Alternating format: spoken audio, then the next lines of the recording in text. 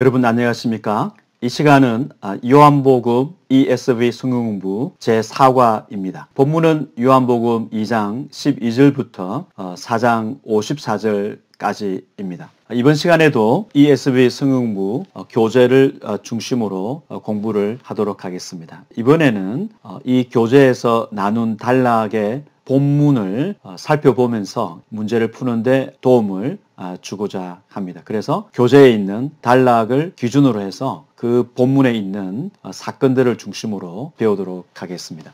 요한복음 2장에서 4장은 흔히 가나 사이클로 불립니다. 가나에서 첫 번째 표적을 예수님이 보여주시고 그리고 4장 끝부분에서 왕의 신하의 아들을 고쳐주시는 두 번째 표적을 보여주시기 때문입니다. 물론 이제 학자에 따라서는 예수님이 성전을 청결하게 하신 사건도 두 번째 이제 표적에 넣기도 합니다. 어쨌든 2장 첫 부분과 4장 마지막 부분이 가나에서 일어난 표적을 다루고 있기 때문에 2장에서 4장은 하나의 흐름으로 매듭을 짓고 있습니다. 두 번째 사건은 예수님이 성전을 청결하게 하신 사건이고, 이어서 예수님이 니고데모와 그리고 사마리아 여자와 대화하시는 내용을 중심으로 보여주면서 마지막 표적으로 이어지고 있습니다. 가나에서 일어난 두 표적은 몇 가지 점에서 연결됩니다. 표적의 목표가 제시되는데 표적의 목표는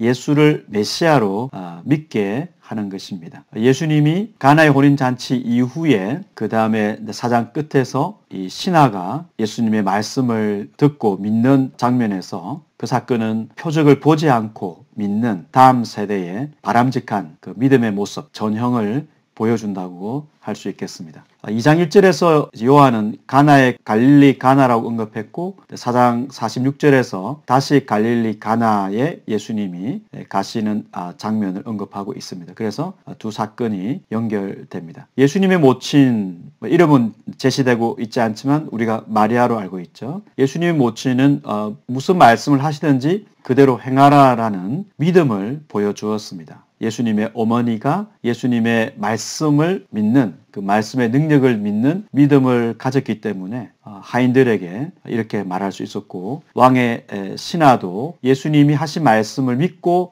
갔다. 표적을 보지도 않고 예수님이 아들이 살아났다 말씀을 믿고 돌아갔죠. 그래서 가나에서 일어난 두 표적은 예수님의 말씀에 대한 그 믿음을 보여주고 있습니다. 첫 번째 표적은 물을 포도주로 바꾼 사건입니다. 제3과에서 우리가 살펴보았습니다. 여기서는 다시 한번 간단하게 요약하고 정리하는 방식으로 하겠습니다. 2장 10절, 11절을 보면 연회장은 어디서 났는지 알지 못하되 먼저 좋은 포도주를 내고 취한 후에 낮은 것을 내거늘 그대는 지금까지 좋은 포도주를 두었도다 라고 말합니다. 포도주는 생명과 기쁨을 상징하는데 예수님을 통해서 이제는 새로운 시대가 열렸고, 그래서 예수님을 통해서 진정한 생명과 기쁨이 주어질 수 있음을 이 사건이 보여주고 있습니다. 마치 6개의 큰 항아리가 정결을 위해서 마련되었고 그것이 유대교의 전통을 반영했다면 물을 포도주로 만드심으로써 이제 예수님이 가지고 오신 새로운 시대는 기쁨을 줄 수 있는 시대다. 이 사실을 예수님께서 표적을 통해서 보여주셨습니다. 때를 위해 준비된 포도주. 연회장은 좋은 포도주를 두었도다라고 말했는데 이사야 25장 6절 이하를 보면 만군의 여호와께서 이 산에서 만민을 위하여 기름진 것과 오래 저장하였던 포도주로 연회를 베푸리니, 포도주로 기쁨의 연회를 베푸는 것과 8절을 보면 사망을 영원히 멸하실 것이니라. 그래서 예수님께서 포도주의 기쁨을 주시는 내용과 가나에서 주어질 두 번째 표적, 왕의 신하의 아들을 살려주시는 장면에서 죽음에서 생명을 주시는 분이다, 영생을 주시는 분임을 예수님께서 암시하고 있는데, 이런 면에서 오래 묵은 포도주를 언급한 그 이사야 25장에서 사망을 영원히 멸할 것이라고 언급한 것과 같이 예수님께서 연애의 기쁨과 동시에 생명을 주시는 사건을 요한이 처음과 끝에 연결함으로써 예수님이 가지고 오신 새로운 시대는 예수님께서 마치 준비된 포도주를 주시는 것과 같이 기쁨을 주시고 또 영생을 주시는 분이심을 가나의 처음과 두 번째 표적이 이사야 25장을 기초로 해서 보여준다고 말할 수 있겠습니다. 두 번째 사건입니다. 예수님이 성전을 청결하신 사건입니다. 2장 13절 이하를 보면 유대인의 유월절이 가까웠습니다. 예수님이 노끈으로 채찍을 만드시고 거기서 돈을 바꾸는 상을 또 엎으신다든지 그렇게 이제 성전을 청결하게 하시고 내 아버지의 집으로 장사하는 집을 만들지 말라라고 말씀하셨습니다. 그 제자들이 나중에 성경 말씀의 주의 전을 사모하는 열심히 나를 삼키리라 한 것을 기억했다라고 말하고 있습니다. 성전을 청결하게 하신 사건은 공관복음에 있는 의도와 같습니다. 예수님이 성전의 기능이 이제 끝났음을 보여주신 사건이라고 말할 수 있겠습니다. 그래서 성전은 이제 제 기능을 상실했고 새로운 성전으로 대체될 것을 보여주신 사건입니다. 제자들은 성전 청결의 동기가 시편 69편 9절에 있다고 생각했고 그 본문을 보면 주의 집을 위하는 열성이 나를 삼키고 주를 비방하는 비방이 내게 미쳤나이다. 이 말씀을 근거로 해서 예수님이 성전을 청결하게 하신 동기를 이해했던 것으로 보입니다. 18절을 보면 유대인들은 예수님에게 선지자 신분을 입증할 표적을 보여달라고 말합니다. 18절을 보면 이에 유대인들이 대답하여 예수께 말하기를 내가 이런 일을 행하니 무슨 표적을 우리에게 보이겠느냐. 성전을 청결하게 하신 이 사건은 아무나 행할 수 없었기 때문에 예수님이 선지자일 수 있다는 생각으로 그가 선지자임을 입증하는 표적을 보여달라고 했습니다.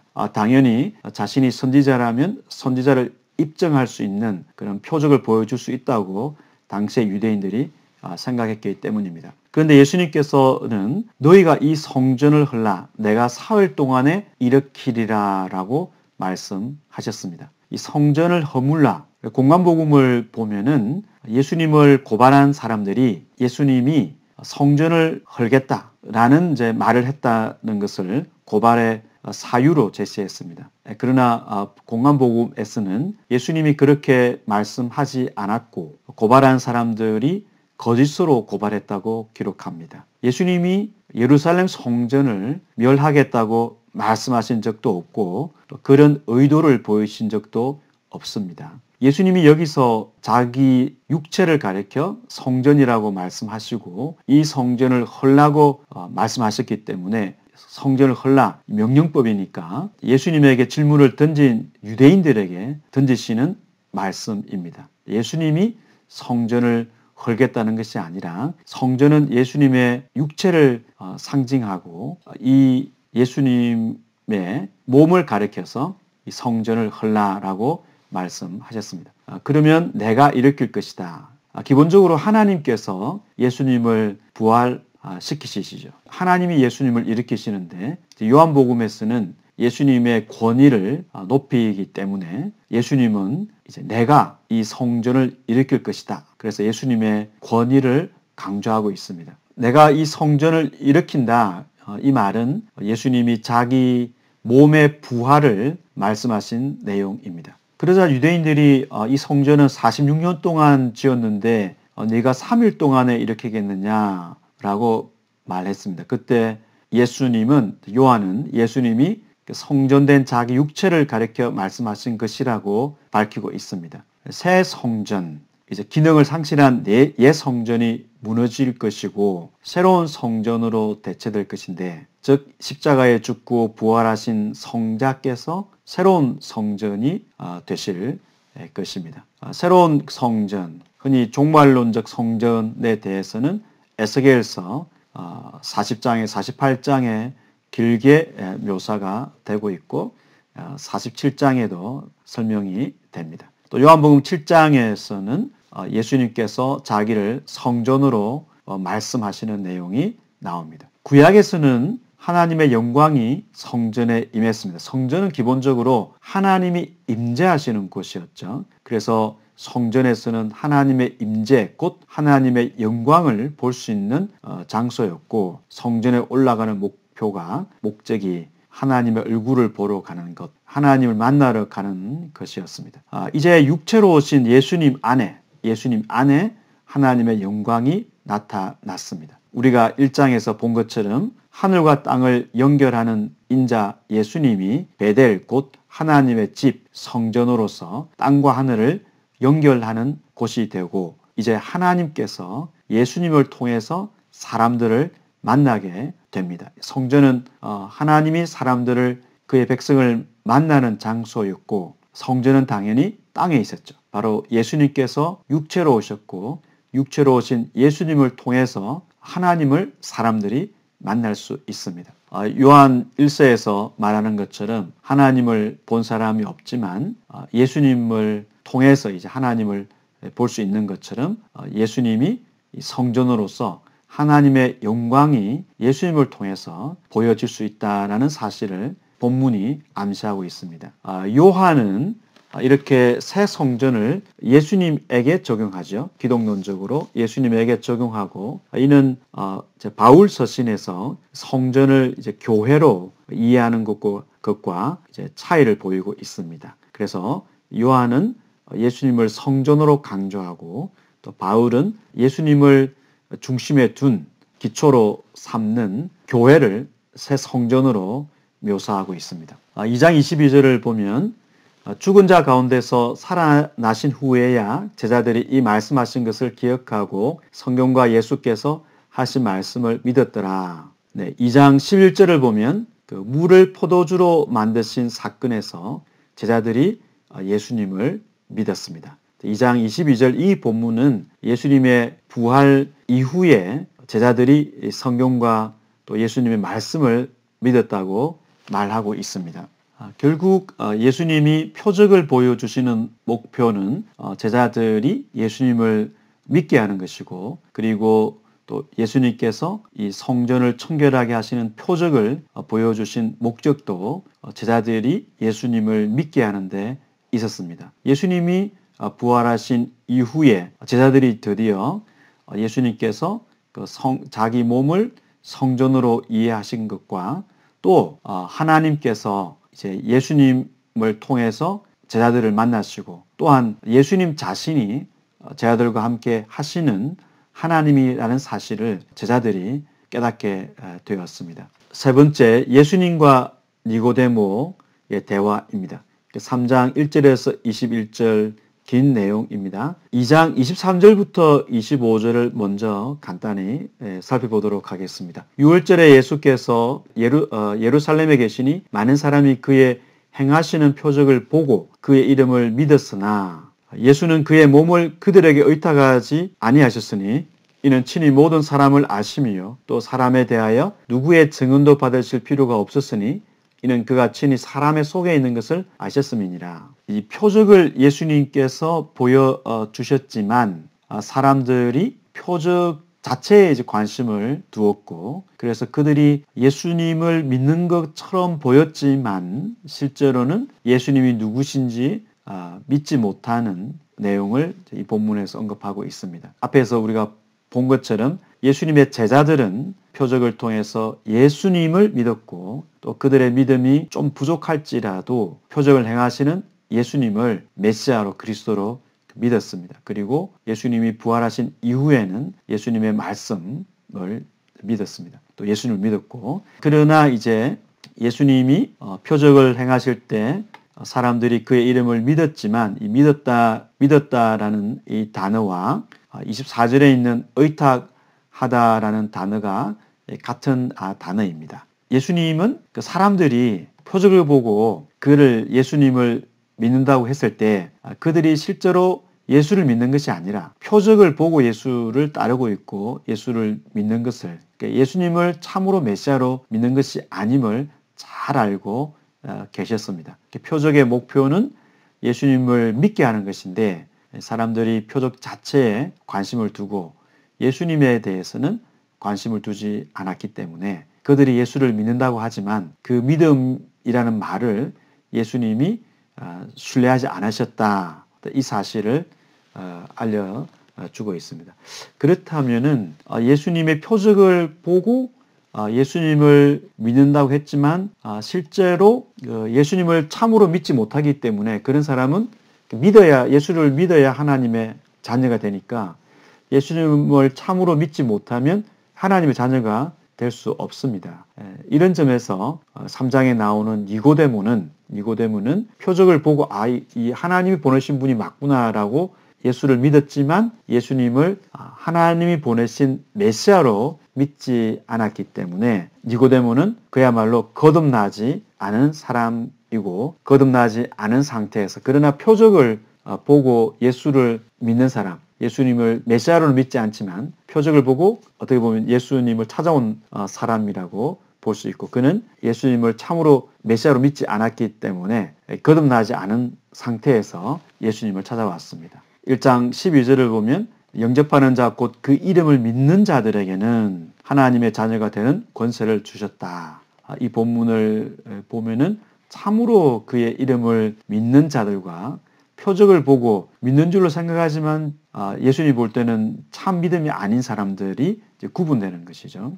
예수님은 사람들이 표적 때문에 자신을 따르고 있음을 알고 계셨고 그들이 겉으로 보이는 반응에 대해서 예수님은 신뢰하지 않으셨습니다. 왜냐하면 예수님은 사람들의 마음을 정확히 알고 계시기 때문입니다. 어느 시대든지 예수님을 믿는다고 하는 많은 사람들이 예수님을 통해서 표적을 보고 싶어하고 뭔가 이렇게 놀라운 자신들이 원하는 표적을 이제 보고 경험하고자 하고 또 때로는 그런 표적을 경험한다 할지라도 표적이 가리키는 예수님을 참 그리스도로 참으로 믿지 못하면 하나님의 자녀가 아니고 하나님의 자녀로서 누리는 영생을 경험할 수 없습니다. 그래서 성전 청결의 표적을 보고 니고데모가 예수를 찾아왔지만 예수님을 진심으로 믿는 상태는 아니기 때문에 요한문헌에서 예수를 안다는 것, 예수를 믿는다는 것은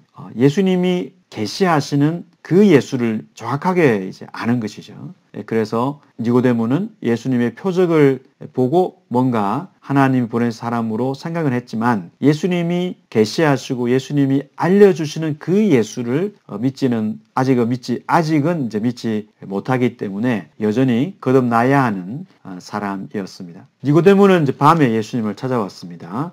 당연히 그가 사내들인 공회원으로서 사내들이는 이스라엘의 우리나라 국회와 같이 모든 걸 이제 결정하는 최고 의결 기구였습니다. 그 회원으로서 사람들이 보는 데서 그 예수님을 만나러 오는 것은 쉽지 않았기 때문에 비판을 받지 않으려고 사람들의 눈을 피해서 밤에 예수님을 찾아왔습니다. 니고데모는 하나님이 함께 하지 않는다면은 어떤 사람이 이렇게 감히 성전에서 성전의 불의함을 책망할 수 있는가라고 이제 생각했습니다. 니고데모도 이스라엘의 선생으로서 성전이 부패한 상태를 참으로 심각하게 생각했고 그리고 하나님께서 이스라엘의 구원을 주시기를 갈망하면서 하나님이 그 구원을 집행할 수 있는 줄 수 있는 사람을 보내주시기를 간절히 기다린 사람이었을 것입니다. 그래서 예수님이 성전을 청결하게 하시는 사건을 통해서 하나님이 함께 하시는 중개자, 그러니까 하나님과 그 인간 사이에서 하나님의 뜻을 이 땅에 집행하는 사람, 그런 사람을 중개자라고 한다면 바로 예수님이 하나님이 함께 하시는 중개자일 것이다 라고 생각했습니다. 그가 하나님의 나라를 갈망한 것을 보면 예수님이 유대민족을 구원하기 위해서 하나님이 보내신 사람인지 아닌지 확인하고 싶어서 예수님을 찾아왔습니다. 구약의 출애굽기 3장 12절 또 예레미야 1장 19절을 보면 하나님이 함께 하시는 사람은 이스라엘을 구원할 수 있는 사람이라는 그런 예가 모세를 통해서 나타났고 또 예레미야도 말하기를 그들이 너를 치나 너를 이기지 못하리니 이는 내가 너와 함께 하여 너를 구원할 것입니다. 그래서 하나님의 함께 하심과 구원이 연결되기 때문에 특히 이제 모세의 경우를 보면 하나님께서 함께 하시는 어떤 선지자로서 그 이스라엘 백성들을 구원할 자가 아닐까.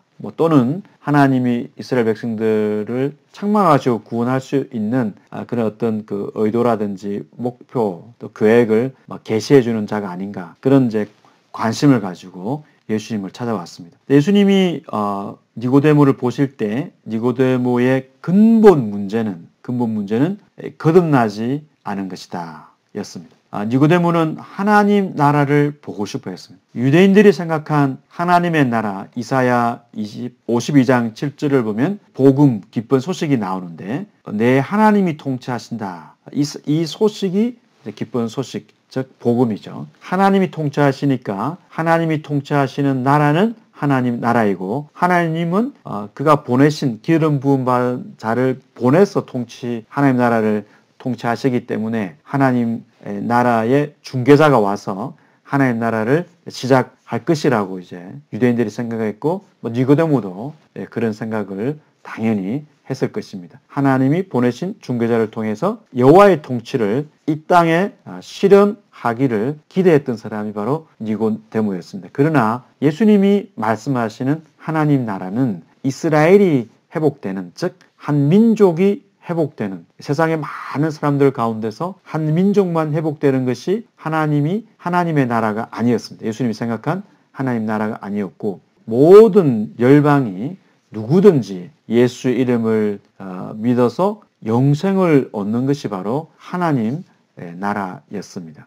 그래서 하나님 나라에 하나님 나라를 볼 수 없다. 즉 하나님 나라를 이제 경험할 수 없는 것. 공관복음의 표현으로 말하자면 하나님 나라에 들어가는 것.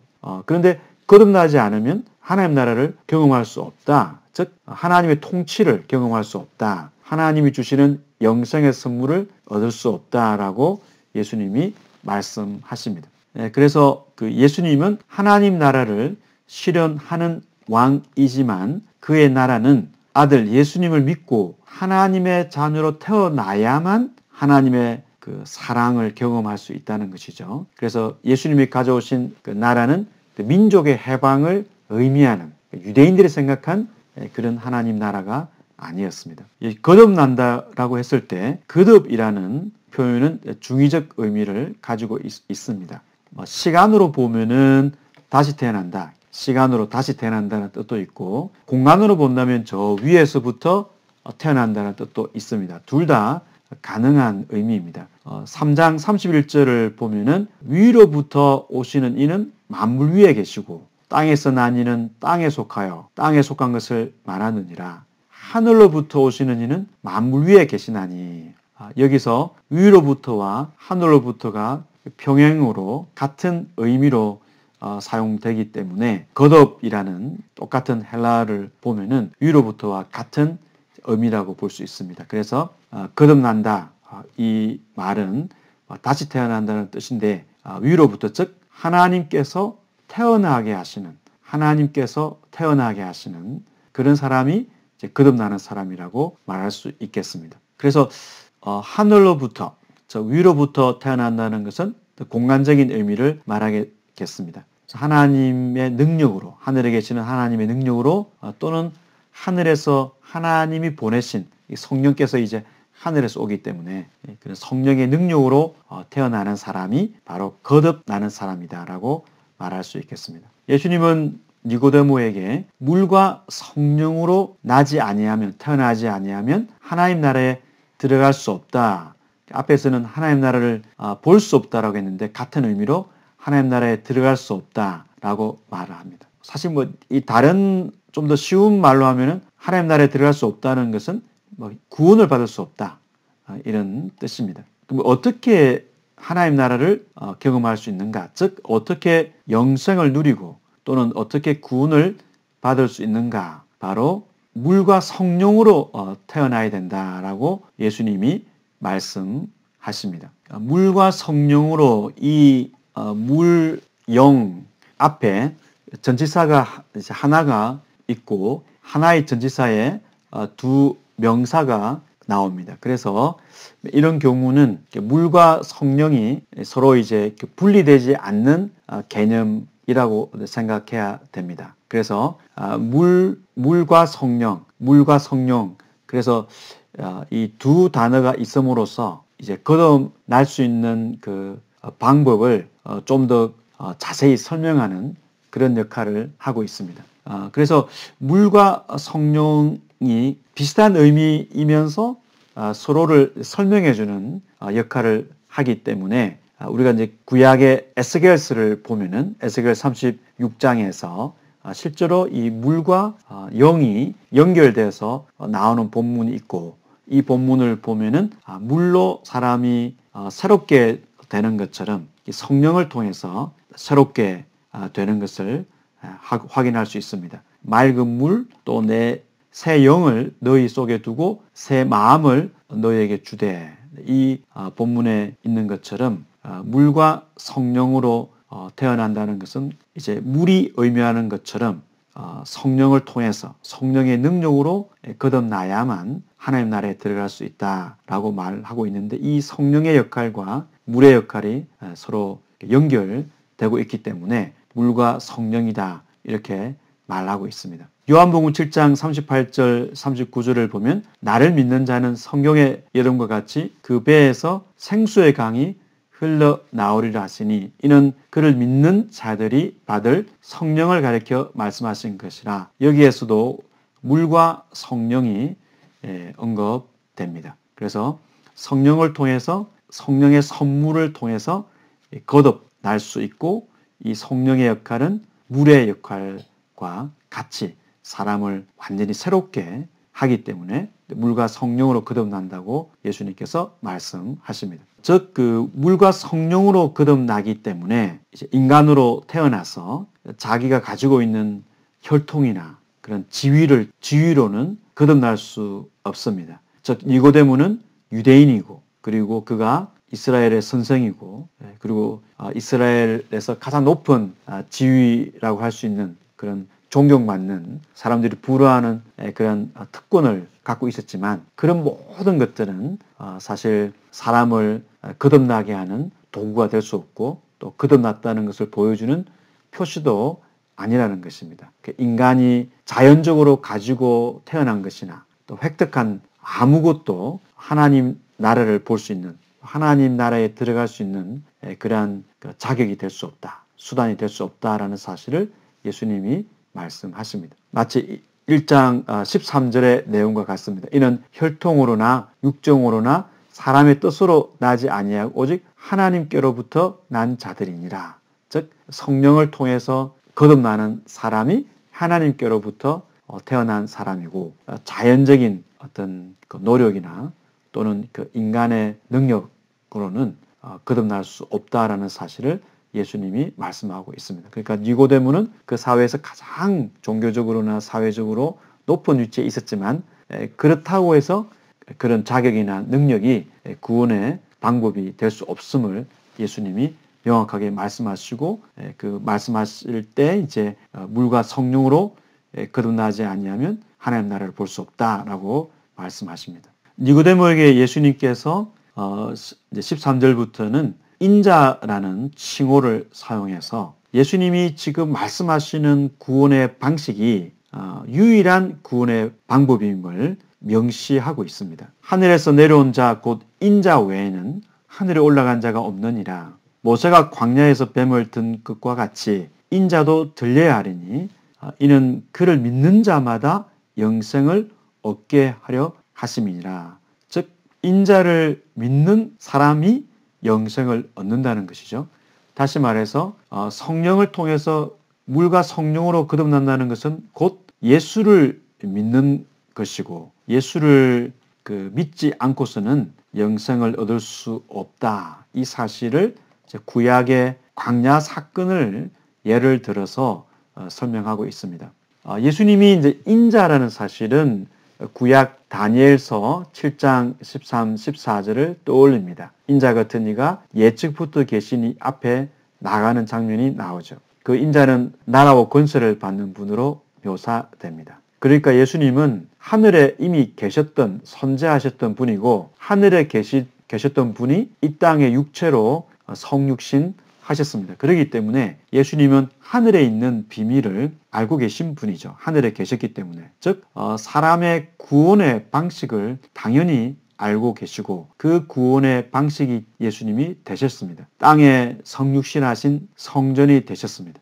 광야에서 뱀을 든 사건은 민수기 21장에 나옵니다.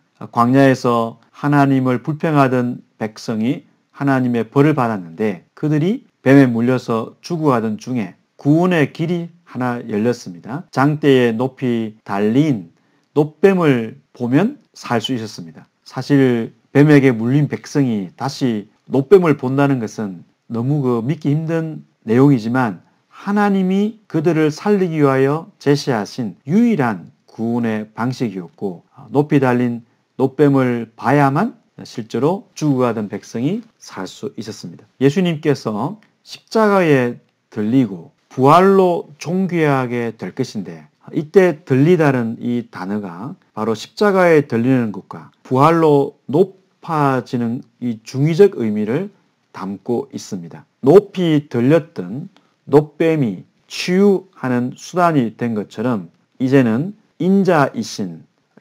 예수님께서 치유자로서 누구든지 높이 들리신 예수를 믿기만 하면 예수를 통해서 그 치유를 받게 되는, 즉 죽어가던 생명이 목숨을 얻게 되는, 영생을 얻게 됨을 예수님이 계시하십니다. 들리다라는 이 단어가 십자가에 들리는 것 그리고 부활로 존귀하게 되는 것 두 가지를 의미하고 있고, 그래서 이 영광을 받는다라는 것도 십자가에 죽으시는 것이 영광이고 동시에 높이 들리니까요. 십자가에 죽으시는 것이 영광이고 또 예수님이 높아지는 것, 부활로 하늘로 올라가시는 것, 높아지는 것도 영광이 됩니다. 그래서 들리다는 이 단어는 두 가지 의미를 갖고 있는데 이 들리다라는 이 단어가 사용되는 이사야 52장 13절을 보면 고난받는 종이 등장하는데 이 고난받는 종이 이사야 53장에 자세히 설명이 되죠. 이사야 53장뿐만 아니라 이사야 52장 13절도 같은 묶음으로 읽어야 되는 본문입니다. 이사야 52장 13절을 보면 보라 내 종이 형통하리니 받들어 높이 들려서 이 들리다라는 단어가 나오죠. 지극히 존귀하게 되리라. 그래서 구약 성경, 헬라어 구약 성경 또는 70인 역에 이 헬라어가 같습니다. 그래서 예수님께서 높이 들려서 지극히 존귀하게 되는데 그 다음 장면으로 가면 이사야 53장에서 예수님이 고난을 받으시죠. 그래서 이사야 52장 13절 이하 본문을 보면 예수님이 높이 들린다라는 의미와 그 이후에 고난받는 의미가 연결됩니다. 그래서 예수님께서 고난받는 종으로서 높이 들리게 될 것인데 바로 십자가에 들리시고 결국은 부활로 높이 들리시는 내용을 포괄하는 단어가 바로 인자가 높이 들린다라는 표현입니다. 8장 28절에도 비슷한 내용이 나옵니다. 이에 예수께서 이르시되 너희는 인자를 든 후에 내가 그인 줄 알고 12장 32절 이하입니다. 내가 땅에서 들리면 모든 사람을 내게로 이끌겠노라 하시니 이렇게 말씀하시면 자기가 어떠한 죽음으로 죽을 것을 보이심이라. 이에 무리가 너는 어찌하여 인자가 들려야 하리라 하느냐. 이 인자는 누구냐. 이 표현을 보면 예수님께서 인자도 들려야 하리니 라고 말씀하신 의미는 십자가에 죽으시는 것 그리고 십자가에 죽고 부활로 높이 이제 존귀하게 되는 것을 포괄하는 의미가 바로 들리다라는 의미입니다. 예수님께서는 인자도 들려야 하리니 이렇게 니고데모에게 말씀하시는데 결국은 예수님께서 십자가에 죽으실 것을 말씀하시고 십자가에 죽으시는 예수님을 우리 죄를 위하여 영생을 위하여 십자가에 죽으시는 예수를 믿는 자마다 영생을 얻을 수 있음을 니고데모에게 말씀하십니다. 십자가에 달리신 예수를 믿는 길만이 죽어가는 생명이 치유받고 죽어가는 생명이 영원한 생명을 얻는 유일한 방식입니다. 16절부터 21절까지는 니고데모와 예수님의 대화에 대한 요한의 해설, 구체적으로 말하자면 예수님께서 거듭나는 길에 대해서 말씀하시는데 그 내용을 해설하고 있습니다. 3장 16절 너무나 잘 알려진 말씀이죠. 이 3장 16절은 이제 헬라어 본문에서는 왜냐하면으로 시작합니다. 3장 16절 하나님이 세상을 이처럼 사랑하사 독생자를 주셨으니 이는 그를 믿는 자마다 멸망하지 않고 영생을 얻게 하려 하심이라. 왜 예수님께서 십자가에 들려야 하는가? 왜 하나님은 아들을 십자가에 내어주시는 방법을 택하셨는가? 바로 하나님이 세상을 사랑하시기 때문입니다. 세상은 요한복음과 요한문헌에서 적대적이죠. 하나님에 대해서 적대적이고 하나님이 보내신 사람들에 대해서도 적대적입니다. 그래서 이 세상은 어둡고 빛을 싫어합니다. 그러나 하나님은 이 세상의 구주로, 나중에 4장에서 나오는 표현처럼 세상의 구주로 세상을 구원하기 위해서 아들을 보내셨습니다. 왜 세상을 구원하길 원하시는가? 바로 세상을 사랑하시기 때문입니다. 하나님이 세상을 이처럼 사랑하사, 세상은 하나님이 구원하시는 대상이죠. 여기서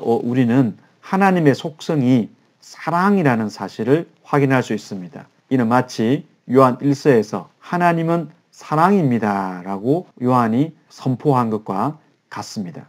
요한은 사랑하다라는 용어를, 동사를 여기서 처음 사용하는데 앞으로 36회 사용할 것입니다. 어느 성경보다도 요한복음에 사랑이라는 단어가 많이 사용됩니다. 요한복음에서 말하는 사랑은 이 관계성을 강조합니다. 아버지는 아들을 사랑하는, 즉 아버지와 아들의 사랑의 관계를 의미하고, 아들은 아버지를 사랑하시고 예수님은 제자들을 사랑하시고 제자들은 예수님을 사랑합니다. 여기서 사랑은 관계성을 의미합니다. 하나님이 세상을 이처럼 사랑했다. 이처럼이 세상이 하나님에게서 너무 멀리 떠났기 때문에, 너무 어둡기 때문에 하나님의 사랑이 엄청나게 커야 된다는 뜻인가? 하나님이 세상을 엄청나게 사랑하셨다라는 뜻인지, 아니면 사랑의 방식을 의미하는지, 둘 다가 맞는 것인지, 저는 사랑의 방식을 의미한다고 생각합니다.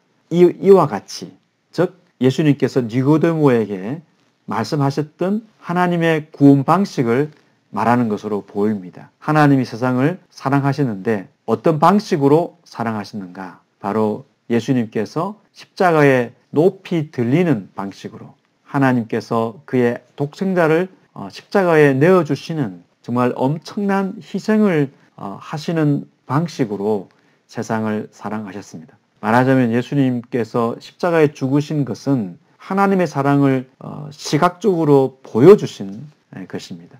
하나님은 말로 세상을 사랑하신 것이 아니라 희생을 통해서 사랑을 보여주셨습니다.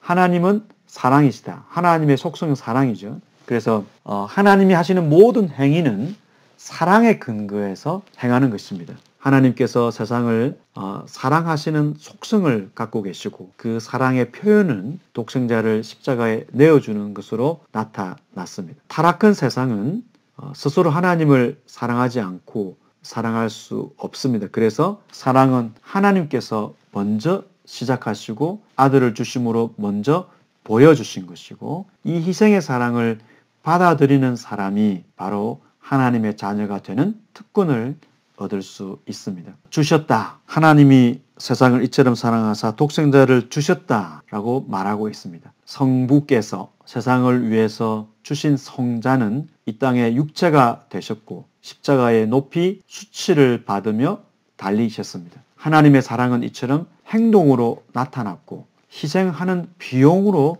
표현되었습니다. 그래서 예수를 믿어서 구원을 받았을 때 이 구원은 결코 값싼 것이 아니라 엄청난 희생, 즉 하나님이, 성자 하나님이 자기 몸을 십자가에 내어주신, 또는 성부께서 그의 독생자를 십자가에 내어주신 희생을 통해서 주어지는 선물이 바로 구원이고 영생입니다.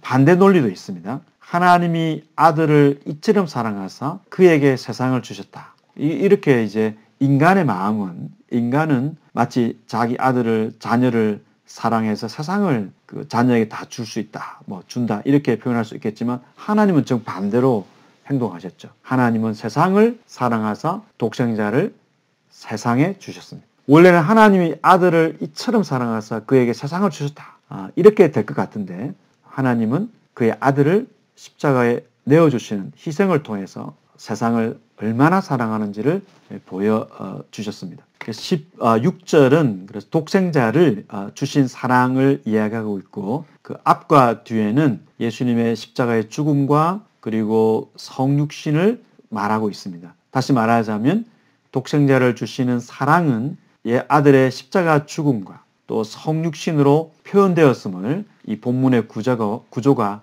알려주고 있습니다. 우리 인간의 뿌리 깊은 죄 문제는 좋은 윤리 선생님, 도덕 선생님을 통해서 해결될 수 있는 것도 아니고, 또 좋은 정치가를 통해서 해결될 수 있는 것이 아닙니다. 하나님께서 우리에게 계시하신 유일한 방법, 유일한 길, 바로 십자가에 높이 들린 예수님을 믿음으로써 죄를 용서받고 하나님 나라에 들어가는, 또는 영생을 얻는 은혜를 얻을 수 있습니다. 그래서 누구든지 믿는 자마다 영생을 얻을 수 있도록 하나님은 독생자를 보내주셨습니다. 영생을 얻는다. 그러니까 하늘나라에 들어간다는 것과 영생을 얻는 것은 같은 의미입니다. 그러나 영생을 얻는 것은 좀 더 관계적인 표현입니다. 하나님과의 그 사랑의 관계에 들어가서 하나님의 사랑을 누리는 것이 바로 영생을 지금 누리는 것입니다. 영생이라는 것은 다음 세상에서 또는 다음 시대에 얻게 되는 생명입니다.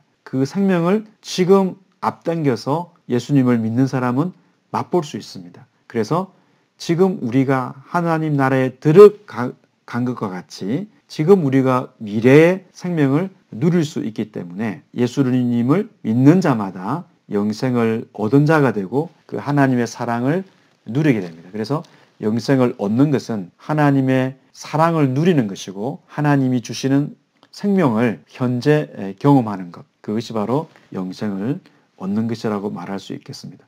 또한 영생은 당연히 영원한 생명이니까 영원히 잃어버리지 않는 생명이죠. 영원히 아버지 품속에서 평안을 누리게 될 것인데, 나중에는 평안을 누리는 특권을 예수를 믿는 순간에 하나님께서 주셨기 때문에 예수님을 믿는 사람은 현재 영생의 혜택을 누리면서 살 수 있습니다.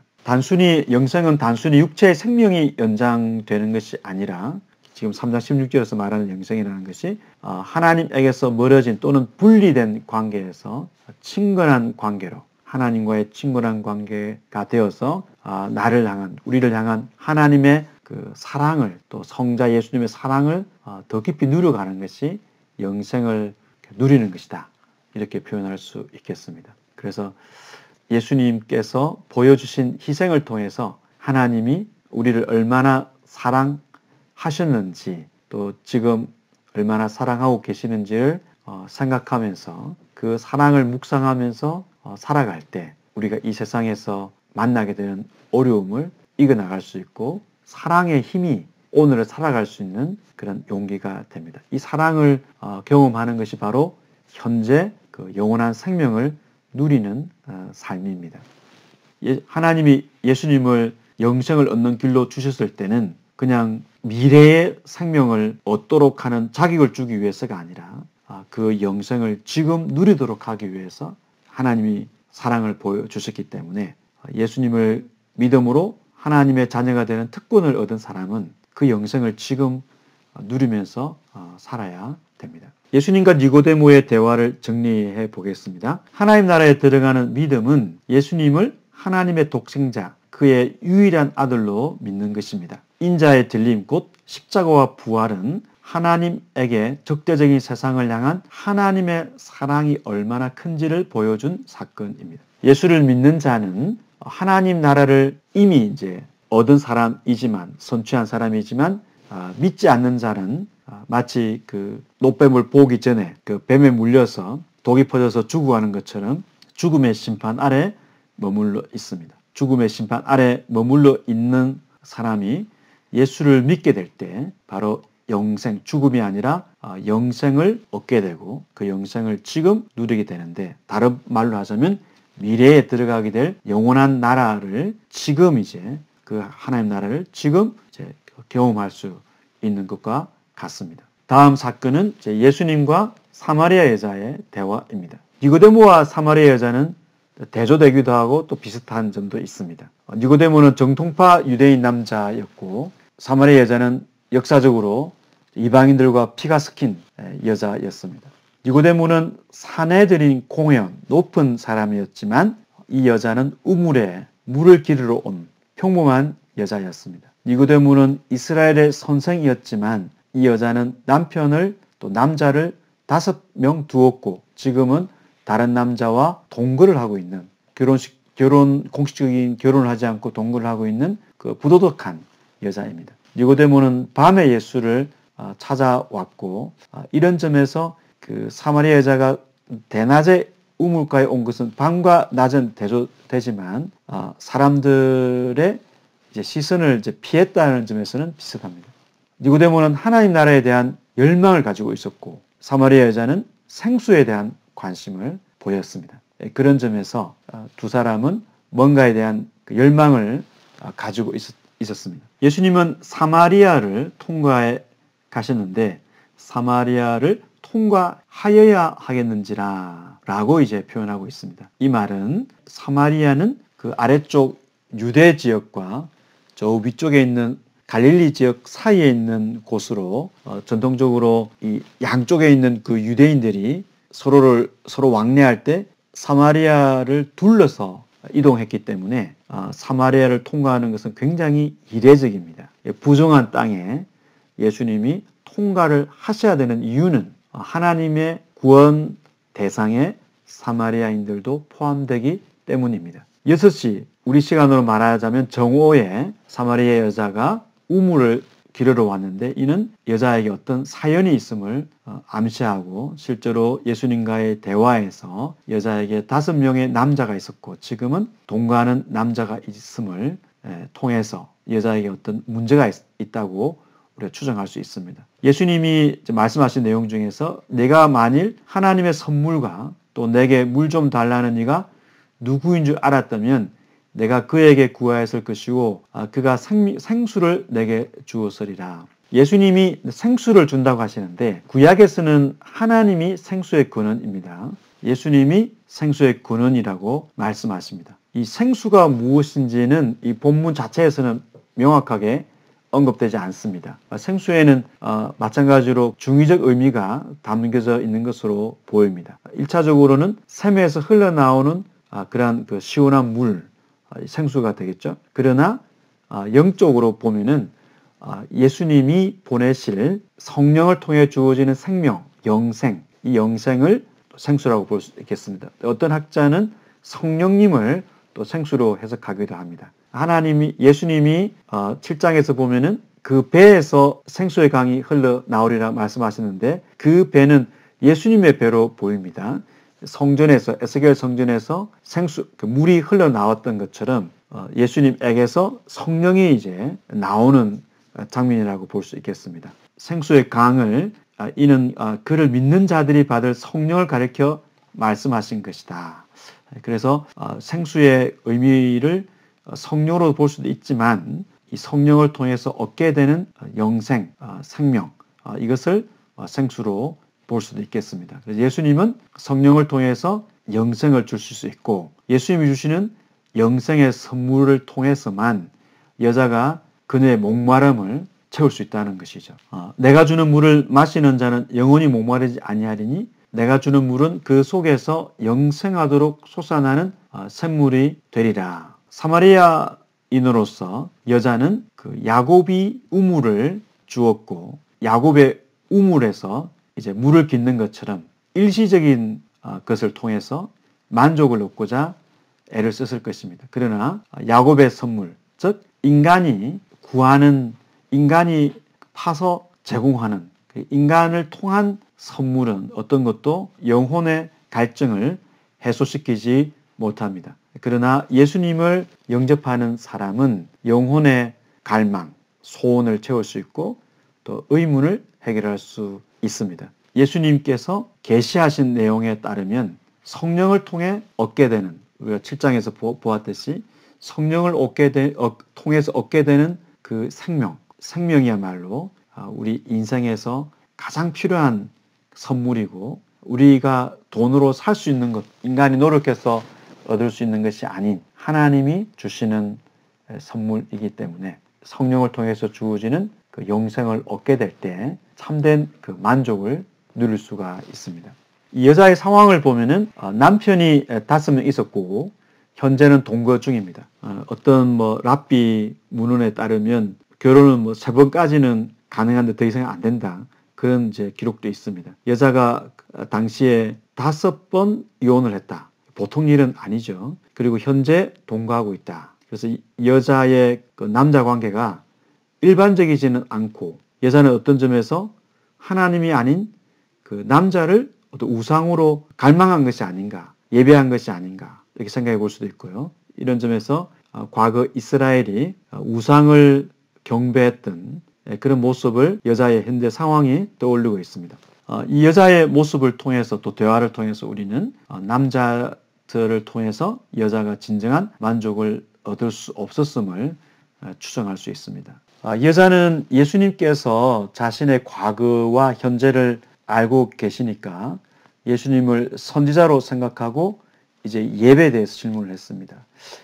선지자라는 직분은 다른 사람이 알지 못하는 것을 하나님의 지혜로 알고 알 수 있기 때문에 여자는 예수님을 그런 선지자로 생각을 했습니다. 예수님 자신도 이어지는 본문에서 자신을 고향에서 존중받지 못하는 선지자다, 이렇게 이제 이해를 하십니다. 사마리아인들은 모세와 같은 선지자를 기대했는데, 모세와 같은 선지자, 너와 같은 선지자, 신명기 18장에 나오죠. 그 선지자를 그들은 타협으로 불렀습니다. 물론 이 타헤브라는 이 전통이 좀 후대 것이긴 하지만 1세기 당시에 사마리아인들의 메시아에 대한 관점을 반영한다고 볼 수 있습니다. 타헤브는 돌아오는 자 또는 회복하는 자라는 뜻인데, 사마리아인들에게는 그 모든 것을 우리에게 알려주는 사람, 계시해 주는 사람, 이렇게 이제 인식되었고, 그렇기 때문에 이 사마리아 여자도 우리에게 모든 것을 알려주는 사람처럼 보이니까 지금 예수님을 그런 타협으로 이해한 것 같습니다. 그래서 사마리아인들은 모세와 같은 메시아, 곧 타협아가 와서 사마리아를 회복할 것이다, 회복하는 자, 돌아와서 회복할 것이다, 이런 이제 기대감을 가지고 있었습니다. 이 사마리아 여자는 이제 예배에 대해서 예수님에게 질문을 하는데, 이 사마리아인들은 그 자기들이 갖고 있는 오경을 근거로 해서 시온산이 아니라, 예루살렘의 시온산이 아니라 그리심산을 공적인 예배 장소로 생각했습니다. 그래서 우리 조상들은 이 산에서 예배하였는데 당신들의 말은 예배할 곳이 예루살렘에 있다 하더이다. 이 조상들에는 아브람도 포함되고 야곱도 포함되는데 사마리아 지역에 제단을 쌓았죠. 그래서 이 사마리아 여자는 예배의 그 공적인 장소가 정통성이 그리심산에 있다라고 이제 생각한 것 같습니다. 예수님은 이 여자에게 아버지께 참으로 예배하는 자들은 영과 진리로 예배할 때가 오나니, 여기서 아버지라고 표현한 것을 보면은 이제 예수님께서 이제 하나님 아버지를 부르시는 표현인데, 예배하는 자들은, 참되게 예배하는 자들은 하나님을 이제 아버지로 부르죠. 그래서 참되게 예배하는 자들은 영과 진리로 예배할 때가 오는데 곧 이때라. 그러니까 미래에 이제 성령을 통해서 또 진리를 통해서 예배할 때가 오는데, 예수님이 십자가에 죽고 부활하신 이후에 이제 많은 사람들이 영과 진리로 예배할 때가 오는데, 예수님이 지금 그 성육신 하셔서 계시는 지금이 바로 아버지를 예배할 때다, 이렇게 말씀하십니다. 그러면서 아버지께서는 자기에게 이렇게 예배하는 자들을 찾으시느니라. 하나님은 영이시니 예배하는 자가 영과 진리로 예배할지니라. 하나님은 그냥 그 인간과 구별되고 물질과 구별되는 초월적인 분이시기 때문에 예배하는 자가 영과 진리로 예배한다. 전치사 하나에 영과 진리가 연결되어서 이 영과 진리가 서로 분리되지 않는, 앞에서 보았던 물과 성령과 비슷한 그런 방식으로 생각할 수 있습니다. 그래서 영과 진리가 분리되지 않기 때문에 영과 진리를 함께 이제 묶어서 이해를 해야 되겠죠. 예수님은 영이시기 때문에, 그리고 영과 진리로 예배를 하는 자들을 찾으시기 때문에 어떤 제사, 예배 장소, 예를 들어서 예루살렘인지 그리심인지 그 장소에 국한되지 않고 참되게 예배하는 자들을 찾으십니다. 성령과 진리, 영과 진리, 성령과 진리라고 했을 때 성령의 인도를 받는 예배여야 하고 또 진리이신 그리스도를 중심에 둔 예배여야 합니다. 예배자들은, 참으로 예배하는 자들은 이미 이제 그 하나님을 알아야 하나님을 참으로 예배할 수 있죠. 하나님을 예배하는 자들은 성령과 진리로, 즉 성령을 통해서 거듭났고 예수를 믿음으로 거듭났죠. 성령과 진리로 거듭난 사람들은 예배할 때도 성령과 진리로 예배를 해야 됩니다. 장소나 어떤 의식이 아니라 성령과 진리에 따라서 예배하는 자들, 이들이 참으로 하나님을 예배하는 자들이다 라고 말씀하고 있습니다. 그러니까 예루살렘도 지금 사마리아 지역도 아니라, 그게 중요한 것이 아니라 예수님을 믿고 그리고 성령의 인도를 따라서 예배하는 것이 바로 하나님이 원하시는 예배입니다. 그래서 사마리아 여자도 예수님의 이 가르침을 통해서 하나님을 예배할 때 참된 그 만족을 얻을 수 있고 그것이 바로 하나님이 기뻐하시는 참된 예배입니다. 예수님은 내가 말하는 그다라고 말씀하십니다. 내가 말하는 그다, 내가 그다, 이 표현은 이제 그 서론에서 우리가 살펴보았던 에고 에이미, 나는 뭐뭐이다, 여호와의 자기 칭호죠. 예수님은 자신을 하나님으로 지금 소개하고 있습니다.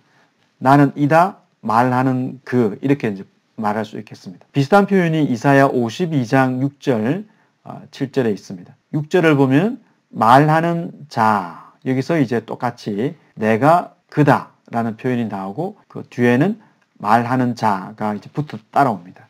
그 다음에 7절을 보면 이제 복음의 근거가 되는 내용이 나옵니다. 그래서 예수님께서 자신을 하나님의 권위로 이렇게 신분으로 암시하는 내용이라고 볼 수 있겠습니다. 정리를 해보면 하나님은 예수님을 통해서 성전이신 예수님 안에서 자신을 계시하시고 그 다음에 또 예수님을 통해서 예배하시는 사람들을 찾으십니다. 구약의 예배 장소는 성막과 성전이었는데 이제 예수님이 새로운 성전이 되셨고 그리고 새 베델 곧 하나님의 집이 되시고 새 성전이 되시기 때문에 구약에서 하나님이 성전을 통해서 백성들의 예배를 받으시는 그 백성들을 만나셨다면 이제는 영과 진리로 곧 성령을 통해서 또 예수님을 통해서 예배하는 자들을 만나시는 것을 이 본문을 통해서 볼 수 있습니다. 28절에서 30절을 보면은 사마리아 여자는 동네 사람들에게 예수를 소개했는데 이 여자 자체는 어떤 확신이 좀 떨어졌던 것으로 보입니다. 39절에서 42절을 보면 사마리아 사람들에게 여자가 예수를 소개했는데 예수님께서 이틀을 그들과 함께 거하셨을 때 그 사마리아 사람들은 예수의 말씀을 듣고 믿음을 가지게 되었습니다. 점점 예수님의 말씀을 듣고 믿음을 가지는 이방인 취급받았던 사마리아인을 통해서 이제 앞으로 이방인들이 예수를 믿게 될 것을 예고하는 그런 장면이라고 볼 수 있습니다. 그들이 말하기를 세상의 구주를 만났다라고 아주 중요한 표현을 했습니다.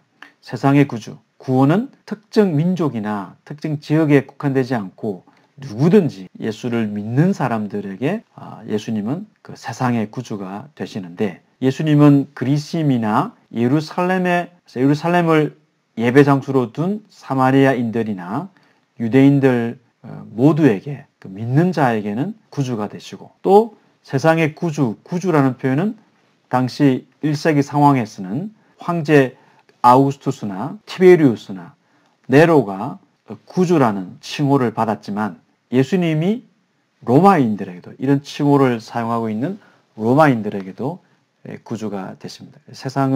세상의 구주 예수님께서 3장에서 니고데모와 대화를 하시고 그에 대해서 3장 16절에서 해석하는 내용에서 하나님이 세상을 이처럼 사랑하사 독생자를 주셨으니 거기에 나왔던 표현과 같이 하나님께서 세상을 사랑하셔서 예수님을 보내셨고 예수님은 바로 이 세상의 구주가 되시는데 놀랍게도 사마리아인들이 예수님의 정체를 세상의 구주로 고백했습니다.